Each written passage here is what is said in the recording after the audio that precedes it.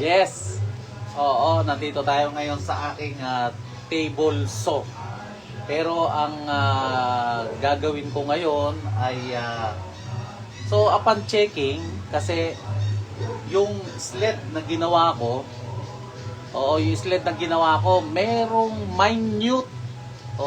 minute error. So, kung titingnan natin dito, napakaliit pero habang lumalayo, lumalaki. Habang humahaba yung pupuntahan, lumalaki. So, merong lumalabas na error na 1/64 sa simula. Ngayon, pagka pinabayaan mo yun, ang mangyayari ay aabot siya ng malaki-laki rin. Abot na siya ng 1/4 inch sa haba. So kung akala mo lang eskwalado siya sa maliit, pero pagdating sa mahabaan, medyo tagilid, no? Tsaka mahirap gawin, 2 track. So ang gagawin ko ngayon, 1 track. Iko-correct ko itong nauna, lalapad siya. It's either paglapad niya ay tatapalan ko itong para kasi ito hindi rin eskwalado itong kabilang side no. So dito ako kumuha ng eskwala sa lagari. So eto na yon. So yung ginawa ko din kahapon na fence, akala ko eskwalado na, hindi pa rin pala. Ang hirap talaga pagka hindi eskwalado ang lamesa, pagka talaga nagsimula tayo sa hindi eskwalado. Yan yung medyo mabigat na parte. So ngayon, I have to make something na I have to repair. Do some rectification. Kaya ito, naguhitan ko na. Kung titingnan nyo rito sa una, halos wala naman Pero pagdating dito, laki na. Dito, laki na. So yan yung nawawala sa eskwala, yung konti na yan. So ngayon, gagawin ko, papantayin ko lang ito. Makikita nyo kung paano. Ito ay gamit ang aking palm router.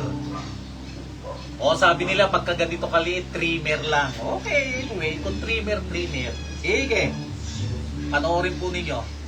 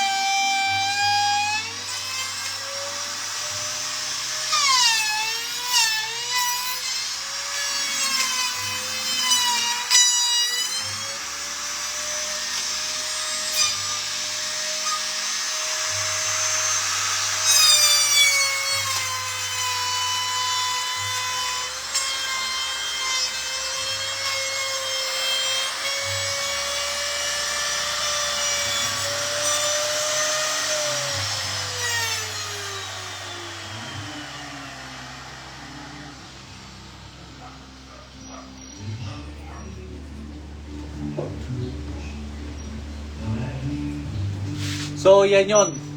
Ang laki ng diferensya. Di ba? Kaya it's either tapalan ko na lang ito para medyo maayos siya, no? Tapos ito na lang ang susundin kong lapad.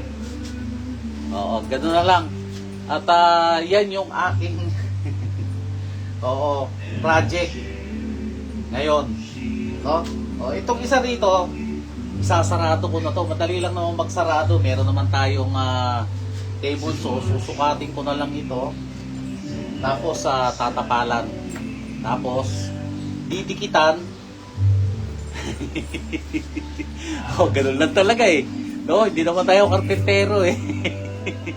Makeshift carpenter lang tayo. Ano, improvised carpenter. Oo. Ah, sige.